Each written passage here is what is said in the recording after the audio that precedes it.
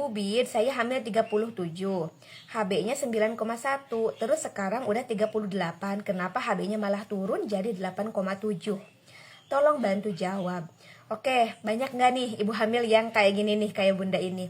Di TM1 hemoglobinnya bagus, tiba-tiba di TM2 atau di TM3 malah turun nih hemoglobinnya. Bu Bidan juga pernah nemu ya kasus yang seperti ini. Penasaran kan kok bisa sih hemoglobinnya jadi turun? Oke, kita akan bahas ya. Yang pertama, karena volume darah naik. Jadi selama hamil itu darah di dalam tubuh itu naik sebanyak 50%, ya. Sedangkan sel darah merah atau hemoglobin belum tentu ikut naik secepat itu.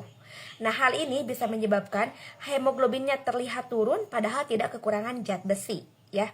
Yang kedua, karena asupan zat besinya kurang. Berarti ini dari makanan yang Bunda makan, asupan zat besinya kurang.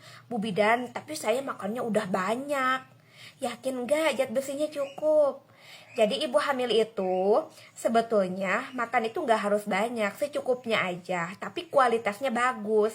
Ada kandungan zat besinya, proteinnya, kalsiumnya, vitaminnya, dan lain-lain. Jadi nggak harus banyak-banyak. Ya, yang penting mah kualitasnya nih. Nah itu ya, karena banyak sekali ya ibu hamil belum tahu bahwa kebutuhan zat besi saat hamil itu meningkat. Apalagi di trimester kedua dan di trimester ketiga ya meningkat kebutuhan zat besinya. Selanjutnya penyerapan zat besinya terganggu. Nah ini bun, makanya kenapa ibu hamil minum tablet tambah darah jangan dibarengi dengan teh, susu, atau kopi. Jadi sebelum atau setelah minum tablet tambah darah jangan minum kopi, susu, atau teh.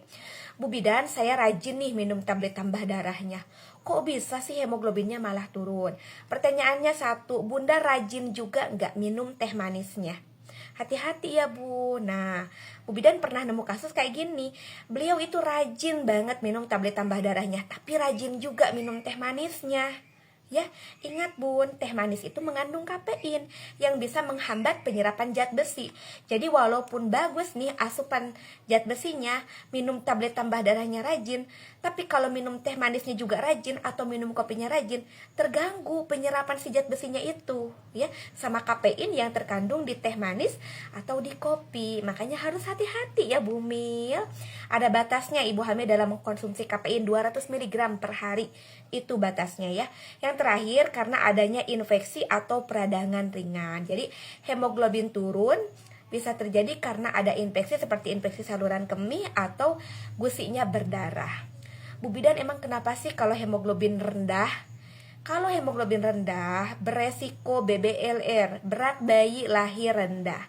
Beresiko prematur, bunda lahir sebelum waktunya. Dan ibu hamilnya juga mengalami pusing, lemes, kelayangan. Itu akibat dari hemoglobin rendah. Belum lagi nanti pas persalinan resikonya bisa terjadi perdarahan. Jadi banyak banget ya bun resiko yang ditimbulkan kalau bunda kekurangan hemoglobin ya. Bisa meningkatkan resiko anemia ya. Jadi harus hati-hati ya. Oke, ini untuk bunda yang bertanya dipastikan ya.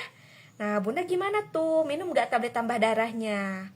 Minum teh manis juga enggak setiap harinya ya. Jadi memang harus diperhatikan ya asupan makan dan minum ibu hamil itu. Sekarang tolong ya ditulis di kolom komentar hemoglobin bunda berapa. Ya, pastikan ya tablet tambah darahnya diminum.